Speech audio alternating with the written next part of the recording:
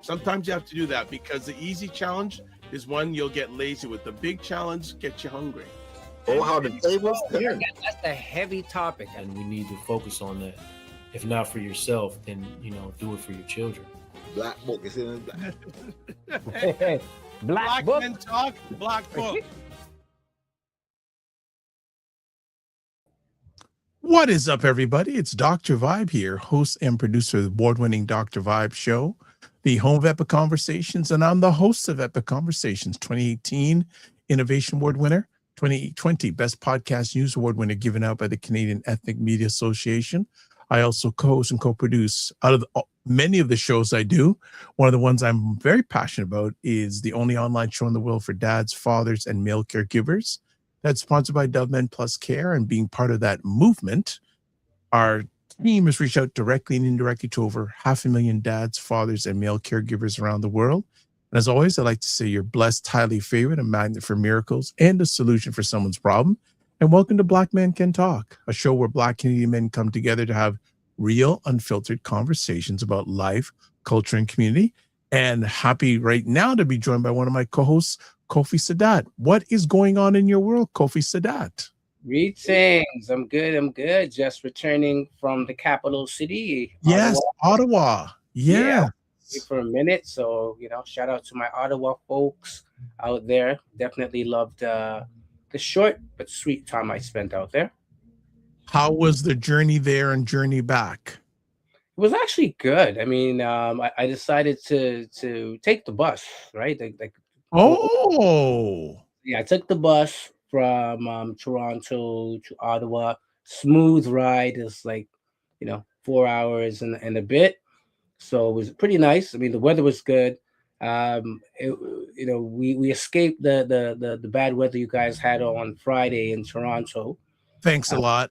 Yeah, there you go. Well, somebody had to escape it. I appreciate you. There you go. And yeah, and the ride back was smooth as well. So, but I really, I know we're going to talk about wins and whatnot, but I really did enjoy my time there. And like I said, it's a city that's very dear to my heart.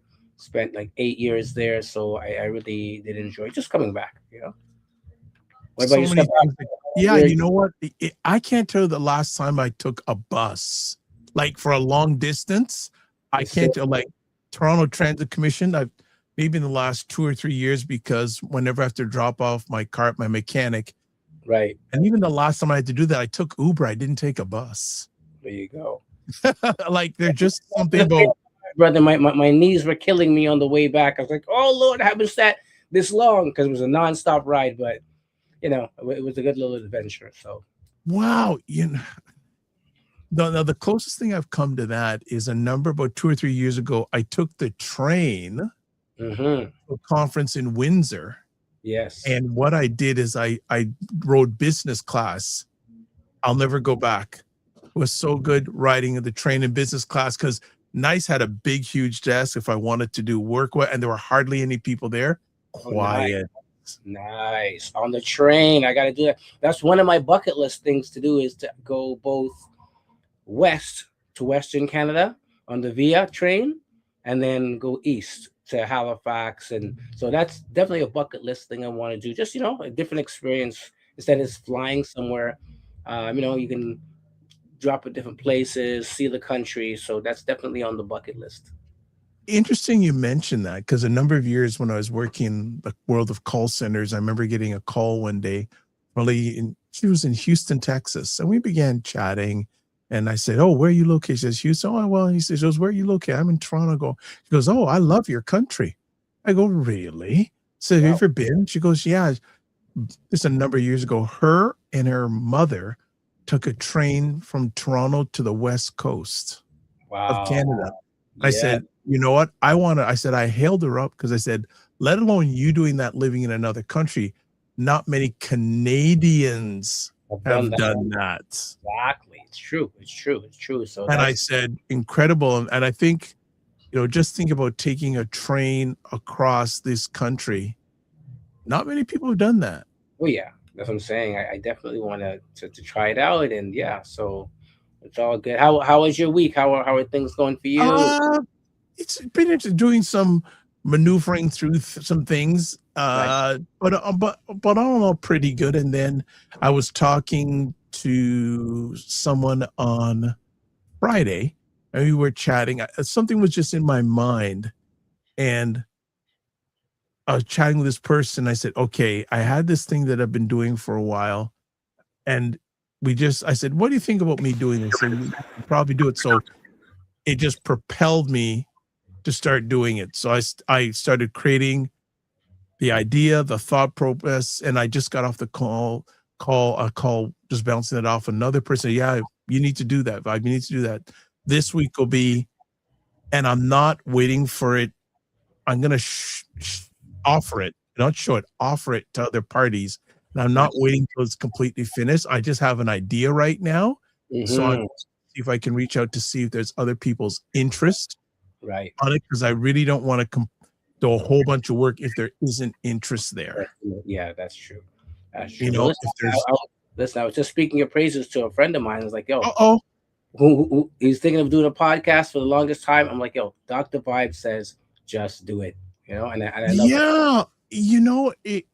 yeah, and we can talk about that. But when like, all you need to do one these days is one of these. It's all you need. That's all you You need. don't need elaborate setups. When I started, it's an interesting conversation, because when I was doing the morning vibe on Friday, one of the Right. regulars in the audience, one of the family, asked, "How long you been doing the morning vibe for?" And I go, that's a really good question. And while I was doing the show, I did some research. 5 years. No, but I'm going 5 years. Yeah. I just went, what? Yeah, you've been doing this. I didn't, it didn't seem like 5 years. Yeah. And then I got really scary and took a look on how long ago I did my first show. We're not even going to go there right now. Woo! It's been a minute. Quiz. That's today's quiz, guys. If you can find out how long Dr. Vibe has been Wow. doing the shows, I should say. Doing on a live, yeah, wow. Yeah. If you can guess that, and also what was the first show about? There's two-prong question. You got to be an OG to relate to what we did our first show about. So I think we have Kofi Morris in the house. Is he ready to come on? He's setting up. I don't know if he gives me either a thumbs up in the green room, or sends me a message, because I'd like to do our collaborative wins together if he's available. I don't know if he's available or not. I see the shaking around and all that. So you know what? Why don't we just do this? Why don't we get a win from you then over the last week? Okay, for sure. Like I said, the trip to Ottawa was definitely a win, and a win in the sense where I took my youngest to Carleton University, which is my alumni. I'm an alumni of Carleton University, so I took him because he was interested in doing some studies there. So we went to the open house. So it's kind of surreal, walking around. I'm like, really, X amount of years ago, I was walking these halls as a single man, not as a father. Now I'm returning to this space, right? Kind of, and things have changed. Things have advanced. Buildings look a little different, but I was thinking about how different this experience was. Me being there as a father with him than with my parents. My parents were just like, "Hey, you got into school? Go." Right? They didn't come for the first orientation of the week, and there's nothing on them. They were doing what they're doing, but that wasn't just the culture, right? So to see that I'm there and he's asking questions and whatnot, to me, I think that was a real win, because anytime we shift things generationally, I think we were setting a new set of culture and expectation. So I would say that was my win. Yeah. Excellent. On my end, just the support as I'm doing some navigation through some things right now, and just having some good people in my life to give me honest thought and feedback on things is a real blessing to have that, because I and I think often during these conversations when we're talking about Black men especially is the whole aspect of loneliness. And I can say, I'll be honest, I'm alone, but I'm not lonely at times. So I can be alone, but I'm not lonely. If I choose to be lonely, that's my choice. Right. That's having the support there of a lot of great people like yourself. If I need to reach out, and we bounce things off each other, etc. So it's really a really good thing. I'm actually going to see it. There's something I saw today. I wanted to maybe access it. I don't know if I'll be able to pull it up, but I want to know if Mr. Morris is available. I see him doing all this stuff. Is he ready to come on? Is he? I don't know. You know what? Why don't I just put him on? Mr. Morris? Give you some blessings, brothers. Everybody feeling? Everybody doing? We're good. We're good. How you doing, How about you? Give it thanks, brother. Give it thanks. Just been backstage, just waiting. I've been in the green room, chilling, sipping some juice for a minute. Okay. All right. This is good. What is a win that you've had over the last week? Last week, I think I maybe 2 weeks ago, I shared a story about a brethren who actually an older brethren I met at the gym that was like, yo, you have to go a sauna, brethren, you have to go a sauna. So I have to say that I've been able to enjoy, the relaxation, the peace that comes from sitting in that heat and stilling the mind, So that's been a win. It's just the consistency of that of the self-care in the gym, and trying to reap as many of the benefits of the membership as possible. So that's been a blessed addition to the regimen, So that's a win for sure. Just a commitment to that, Beautiful. Self-care, so, brother. Kofi, I want to ask, does anyone here do saunas? So that's what I was saying. The brethren inspired me to get into the sauna. Yeah. So now I've been going into the sauna and just increasing the time that I'm in there and stuff, and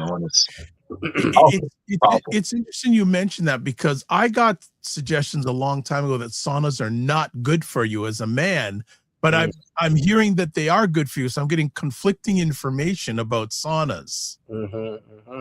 It probably is, like in terms of like everything has, a balance, right? Like, not spending too much time in the sauna, but definitely being in there, it relaxes you, opens your pores, you sweat, which is always something good, right? So definitely, I mean, to answer your question, I go there now and then, especially after a swim or something like that.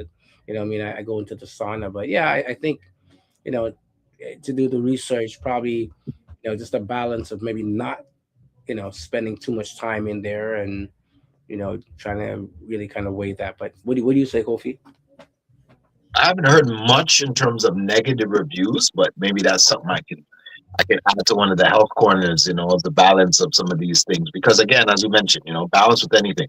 I don't perceive like particular extremes of any temperature over extended periods of time are harmful, right? So let's say ice baths, right? Ice baths has a benefit, especially to men.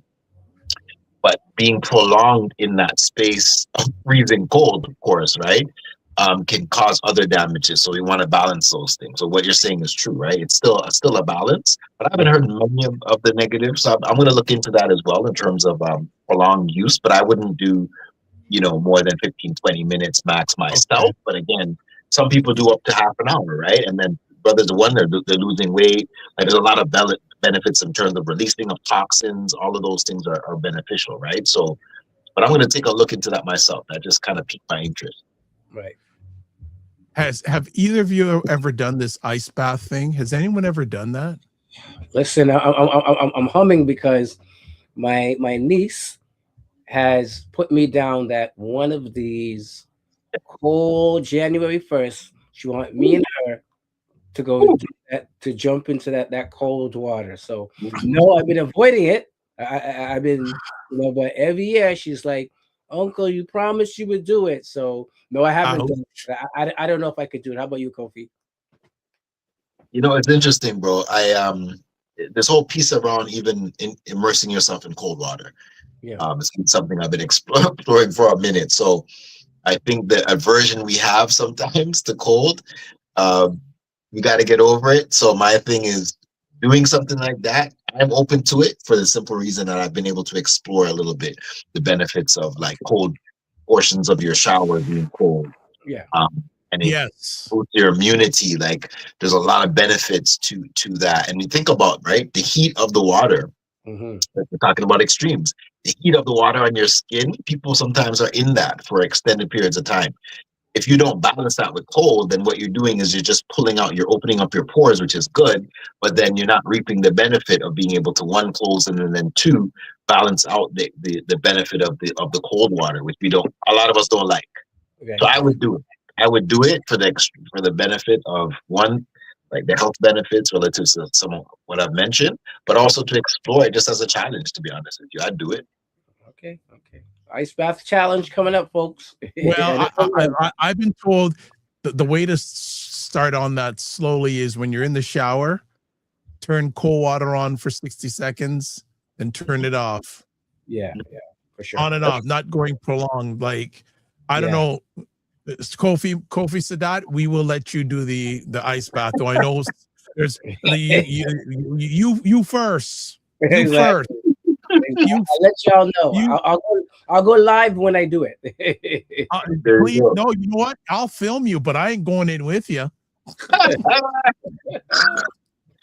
All right. Thank you. Let's go for a break. We'll come back and see if we can warm up the conversation. Though I don't know if we're ever going to get warm weather at this rate in this city, but we'll be back in... we'll be back in 30 seconds. You know what? I had something. Okay, here we go. Toronto, July 25th. The Narrative Power Summit is landing in the 6.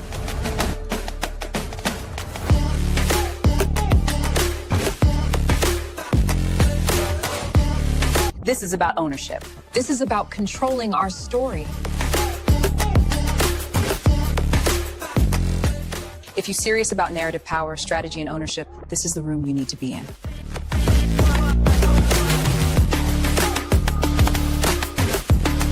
To get your tickets, go to africandiasporanews.org/Canada. I'll see you in Toronto.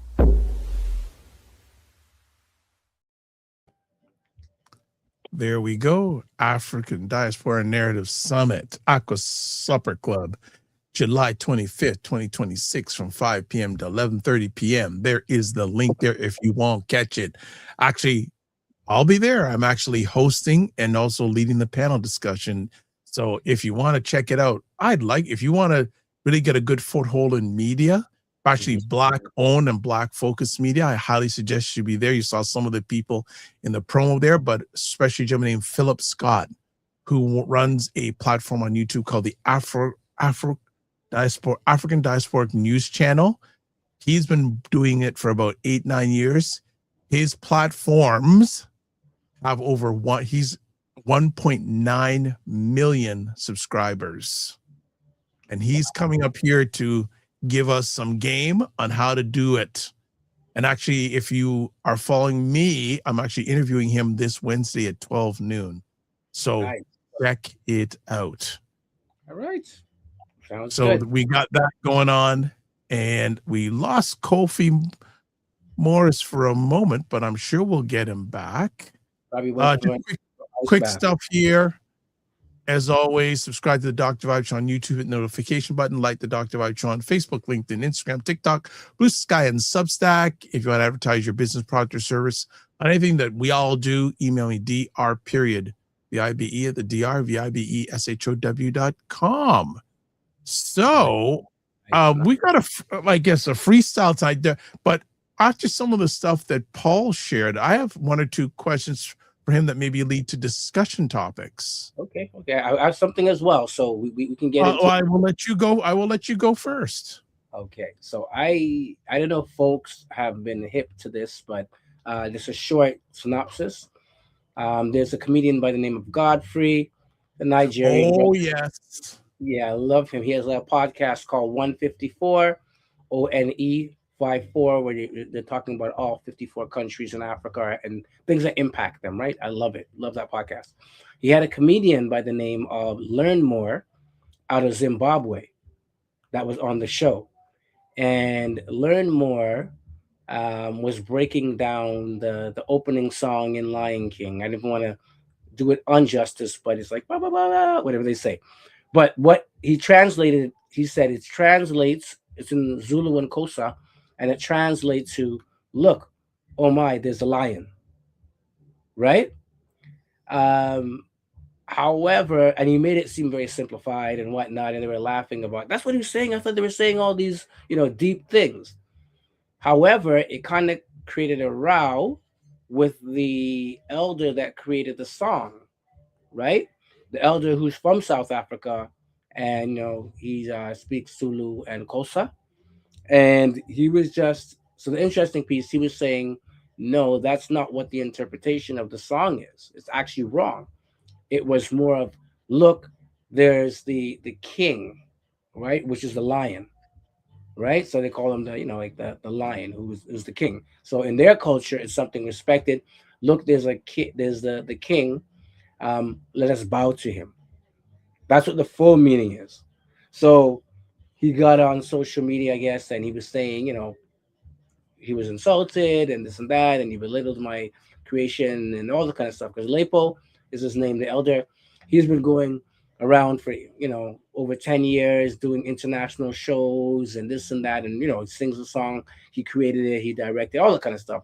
But then there was a little back and forth, right, where he found that Learn More, which is the comedian, the Zimbabwe brother, was not apologetic, and then Learn More is like, hey, it's just comedy, right? And with comedy, we make fun of things. So the interesting question points really is around, there's a few. The first is, how serious do we take comedy, right? And do comedians have a responsibility to correct things when they're wrong or when they disrespect culture, right? So that's the first part of Very it. good question. Yeah, do we take it? Do comedians have, that responsibility, or are they okay just to make the joke, right? Because it's comedy and we laugh. So that's kind of like where to start the discussion, and then also the relationship between the elder Yeah, and a younger, right? Like that. What does that yeah, communication look that's like? really, that is really strong what you're sharing here. First of all, Godfrey is funny. 100%. Yeah, and there was a video I saw the other day he did, and now if you don't like cursing, you shouldn't listen to Godfrey. Let's put it that way, because he can cuss sometimes. Yeah. And actually, Paul, do you know he's actually coming in Toronto later on this year? Yes. I heard. I am thinking about going to see him because I know it's gonna. I know it's gonna sell out. Oh, for sure. It's gonna sell out. And also, I saw it was in my timeline on Instagram, and he was all. Did he not do a recent show with Joy Reid? And they were going in on Stephen A. Smith from ESPN. But getting back, and for those who, I don't think Paul will freak out his partner is a very well established comedian. For sure. It'd be very interesting to get her lens on that. Yeah, and it's funny how much, how can I say, how much comedians lean in and how comfortable it can or cannot get. Right.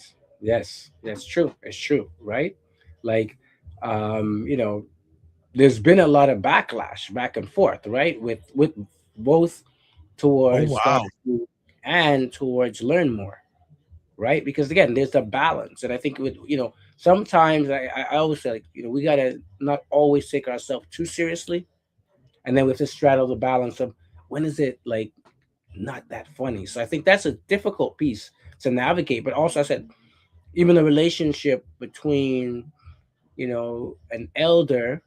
This is what I'm going to ask you about, the whole thing of the elders and the younger generation. So it it's a little bit of a riff, but for me, I think what it is it's how do we have these healthy conversations, especially when, even though I look at myself, like things that would have been funny, skits that would have been funny, in our days, comedians, like even Richard Pryor, right? Oh yeah. Him Mm-hmm. talking about Mm-hmm. drug abuse, him, talking about almost, unaliving himself, like those things in today's world may not be as funny, right?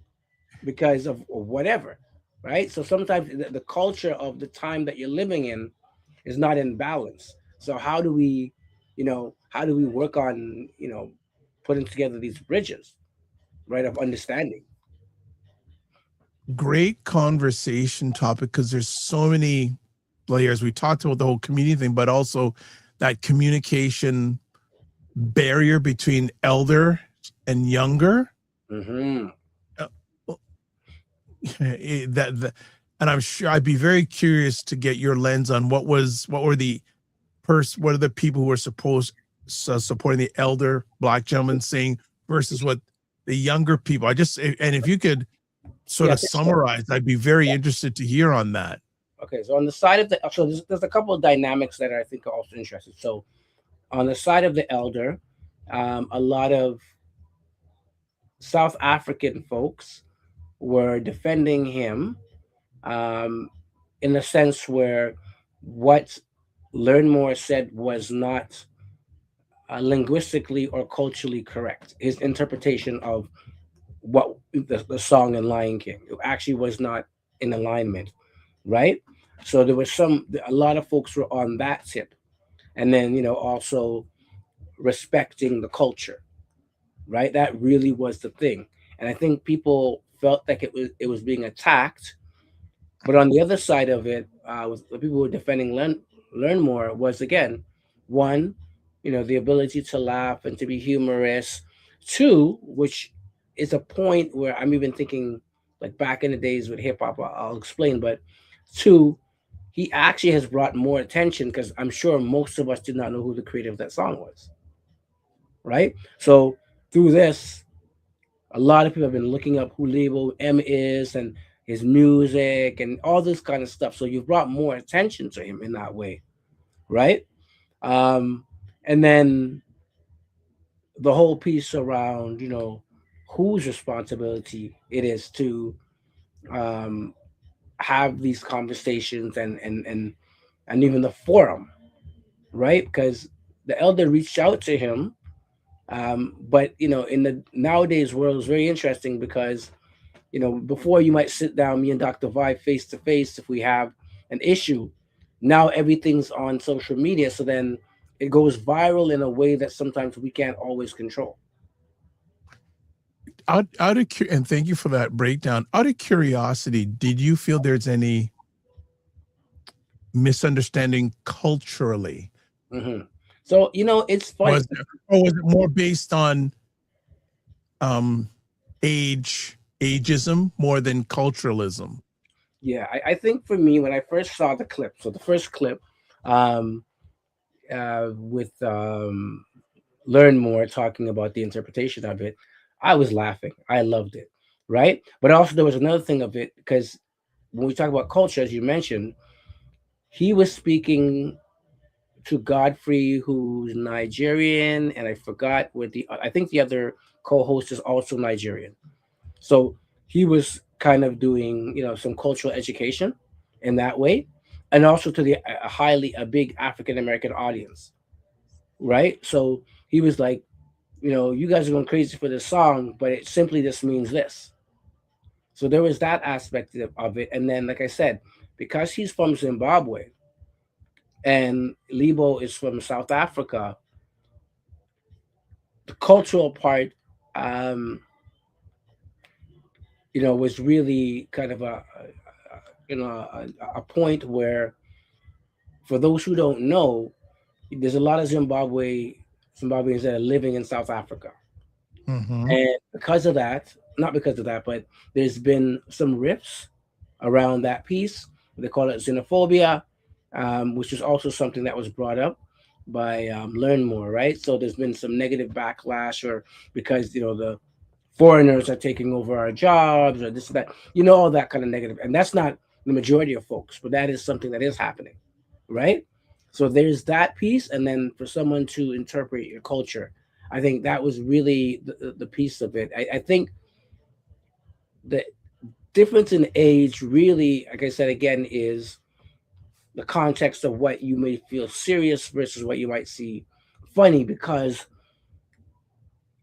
you don't see, like on the elder side of things, he wouldn't see in this context why this would be funny because my music is serious, right?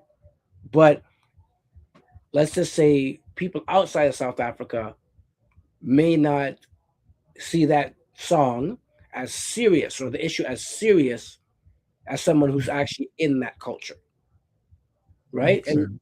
yeah, and the one thing I will add as well is that we've always had the ability to make fun of our culture, right? How much skits you see Oliver making fun of, Jamaican culture or whatnot, and so on. So things that we laugh at, right? So I think that ability was also lost in translation, right? Like we do that. It's interesting to add on to this that many melanated people, as we get older, we get more conservative. Very much so. Very much. And I think it's not only melanated, but just people. I'd say in a number of cases, as we get older, we get more conservative and not as tolerant. Exactly. Of things. So that I'm sure that is part of the conversation. I don't know if it was brought up with anyone on the social media thing, because a lot of times social media, they just go back and forth instead of taking a deeper look into that. Right, exactly. And as somebody who goes to, like I said, my partners in comedy, Yes, a yeah, lot of comedy shows, I hear some stuff and I'm like, and yeah, maybe I'm getting older. I don't find it funny in that context. Or for me, I don't like to hear a lot of swearing when it comes to comedy.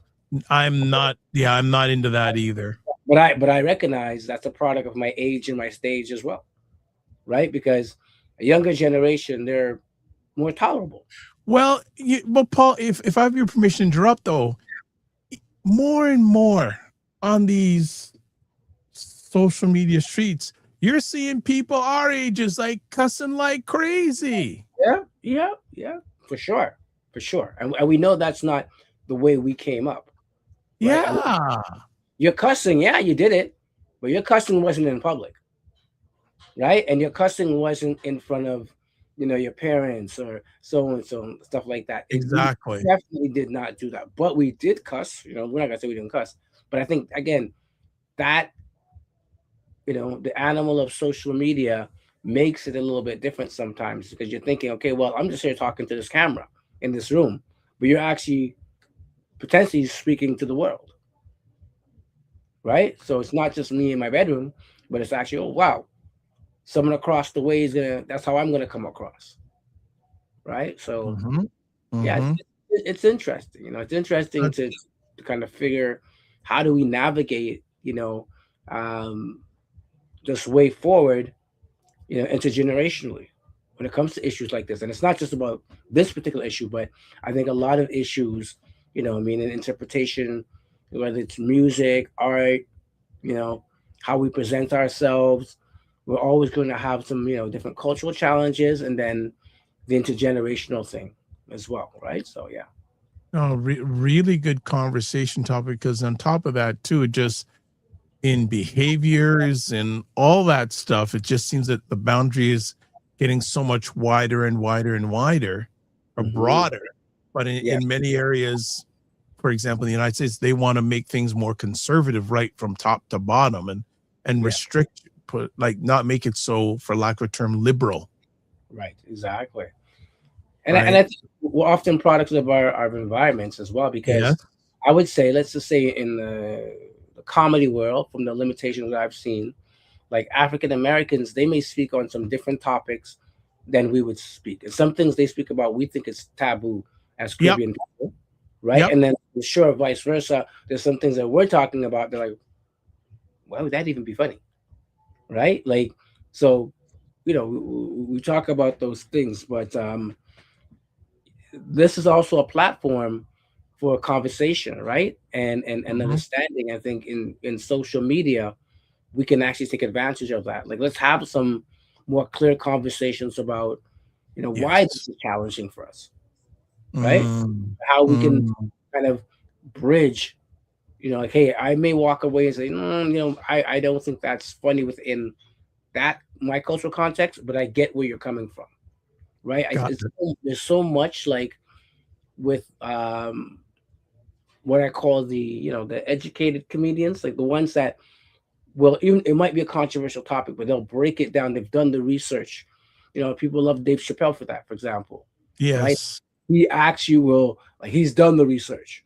So yeah, he's making fun of something, but he knows it on different levels, right? Also, to a guy who we consider like a smart comedian, Trevor Noah.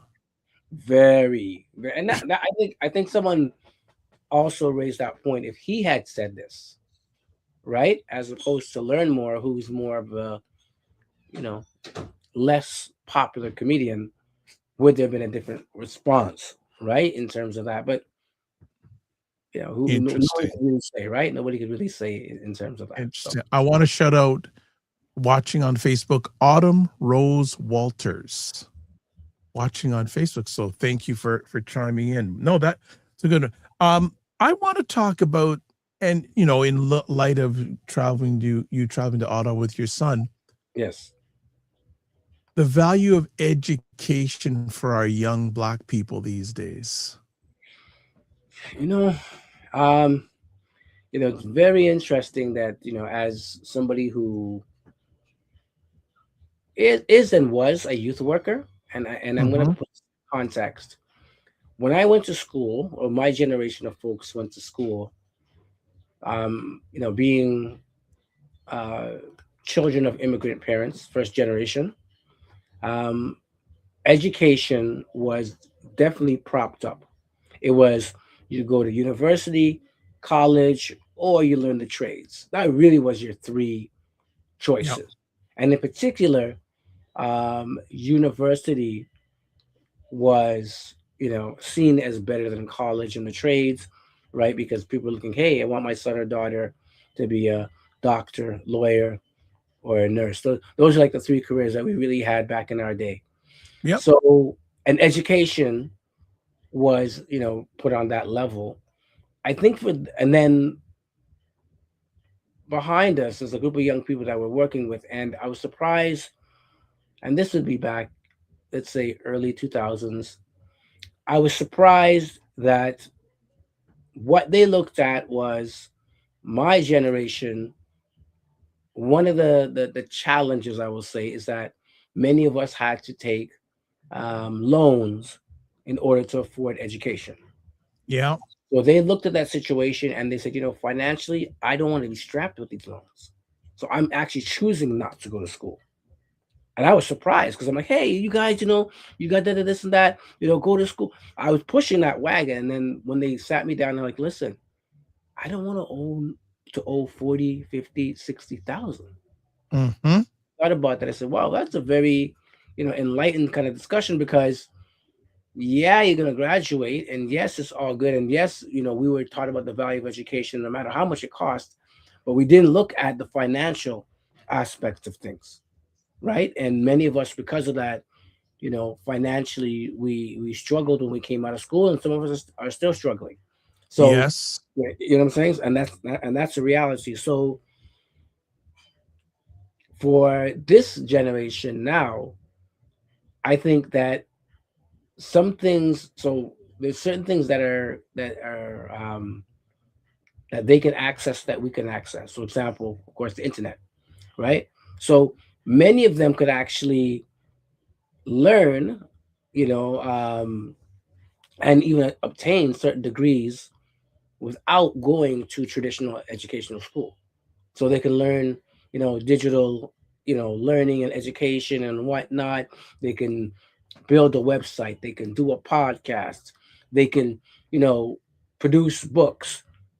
All of these things without going to traditional formal education, right? So, it's an interesting time that we're in when it comes for education for young people because, they need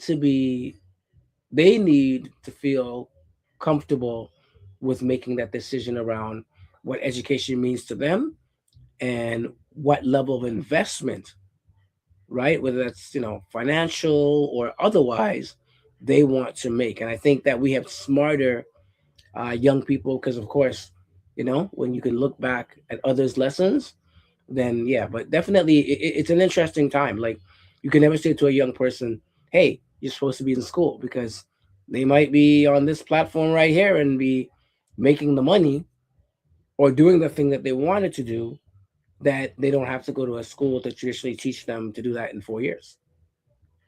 Yeah, this is really interesting. And we've got a viewer here, Saint Hando, saying education was seen as key to success as Black children growing up in the 80s and 90s. Yeah, it was. That was it. I share this story periodically. People may or may not know my dad was a, excuse me, a public school teacher in the same public school for 38 years. Yep. And I remember, never forget, one of the many things I don't forget, when I graduated from junior high, I received a proficiency award, which meant I was top in education and athletics. So there I ended our graduation ceremony was held outdoors on the lawn and all that. And there I am walking up there, get my award from the Minister of Education was there for Ontario, was there. And so I'm coming off the stage and I go, I'm, looking forward to my dad doing big congratulations. What's the first thing he said to me? You're going to university. I said, Dad, I just graduated junior high. I haven't put my foot in high school yet. You're going to university. Yeah, exactly. Well, that's it, right? Which would be interesting, if people ask me if I had to do it all over again, would I go to university? I'd probably waver on the side of saying no. I'd probably go to college more than university. The thing I really wish I would have done is started a business when I was much younger. That's the thing I wish I really would have done, is start a business when I was much younger. Right. And I think, again, I agree 100%. I definitely would have went to college because I recognize my learning style is more hands-on, right? And less theory. So I wanted to make film.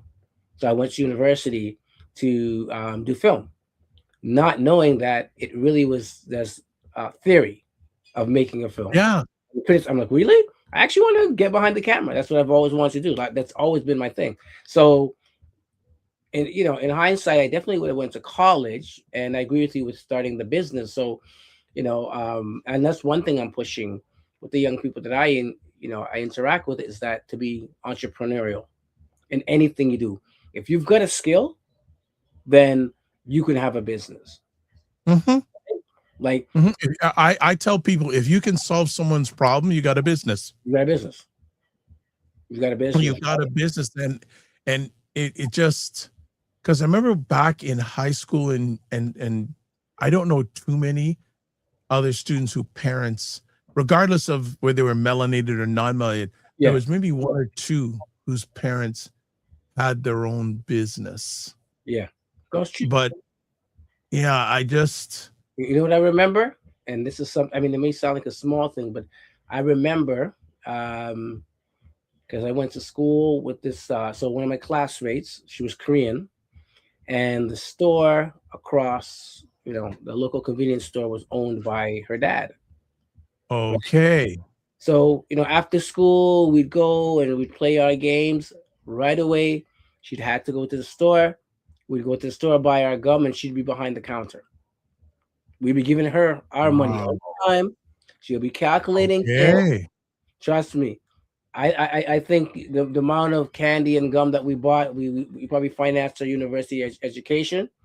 But the difference was, and I could see it in her. There was a level of responsibility, understanding of money, you know what I mean? And a lot of times, dad would just go to the back and leave her there.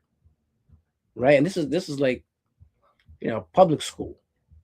Right. Wow. So, yeah. And I always remember that, because I'm like, her, whether she wanted to do business or not, her understanding of business, customer service, relations, money, stocking, the flow, the direct connection between making something, and then going home and recognizing, oh, this is actually funding, my life.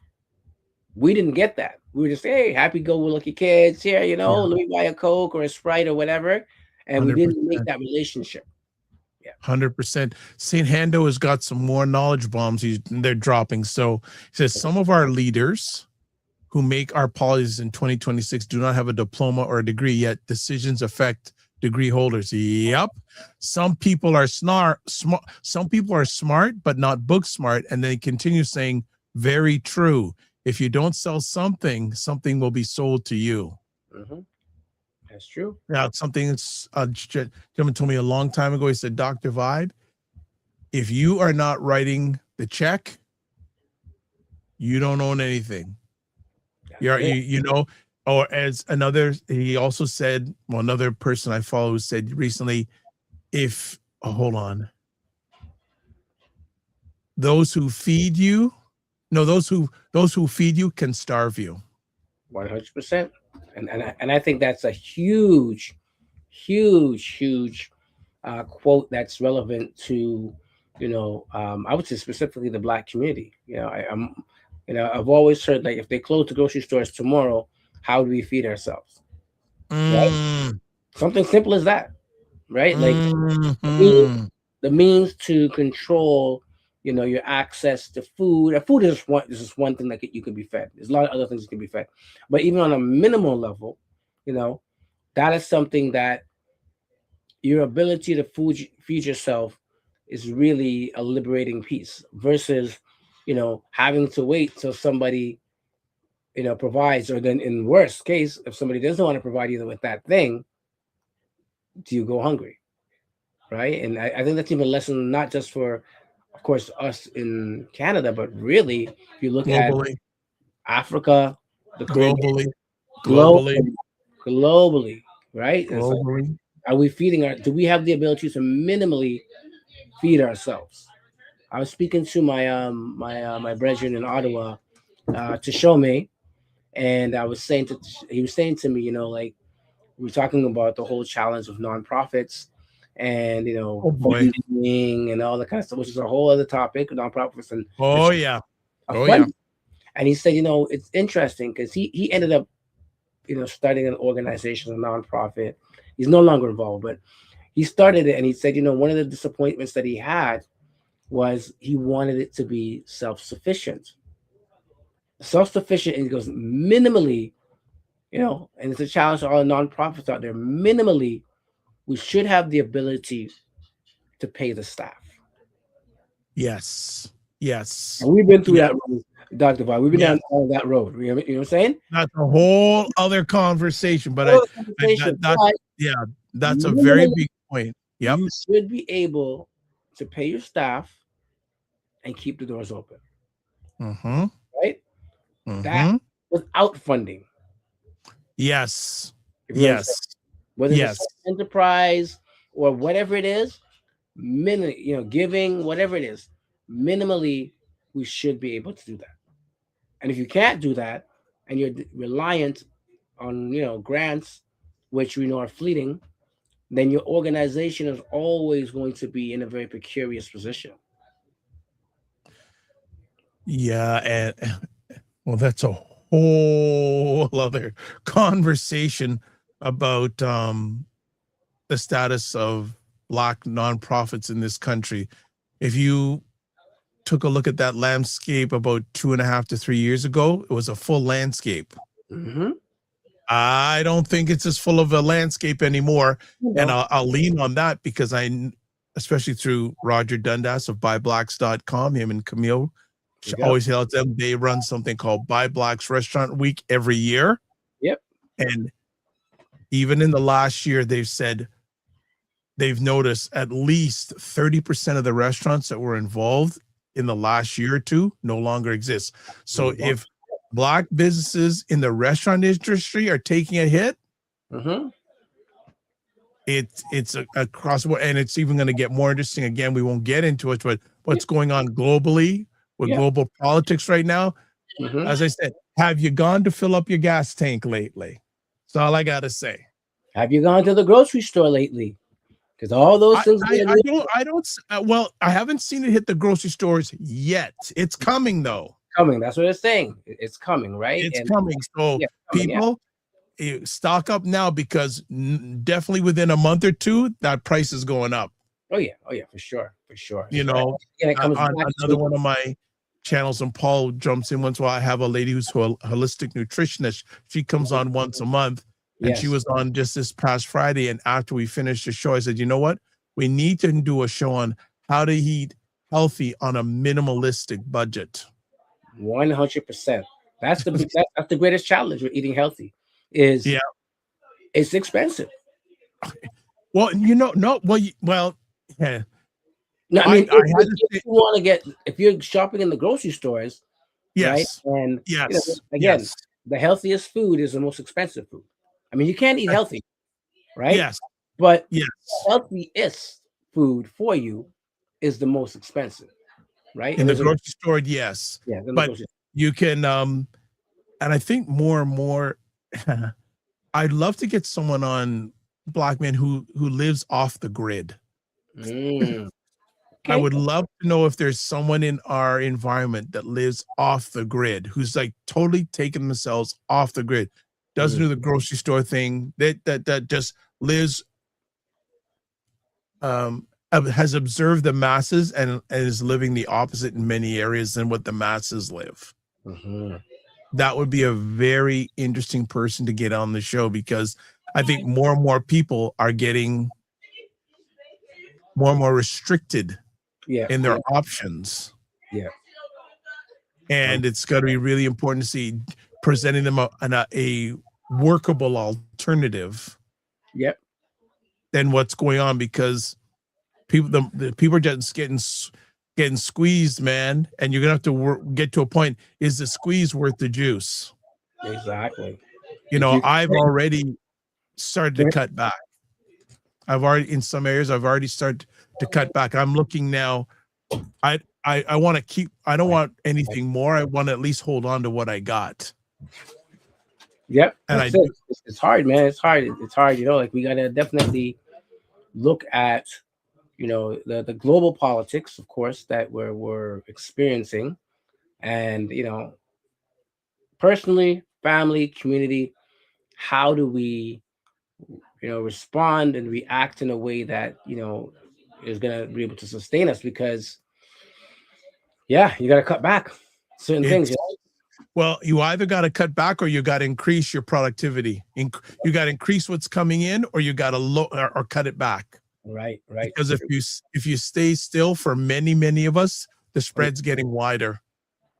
It is. I mean, you know, that makes, we were chatting offline this week, all three of us, Kofi Morris included, about getting a financial expert on here. I think time is now. The time is now, because doing it in a month or two, maybe it's past, the world's moving so fast these days, but past 10, like I said, the gas prices have gone up, and I think people are finally realizing that drives up the price of everything. It takes time to go down the supply chain. I've already, like I said, I've already started cutting back. Thank goodness I bought enough things even before this craziness started that I can live off of. But I'm a person who, so the things I know I'm going to be using on a regular basis, I get them and use them as they come. There've been some regular items that I use, I haven't had to buy that item for 3 or 4 years. Listen, we got to do like our parents used to do when they used to go to Nob Hill Farms. And why you bring? You're gonna go there?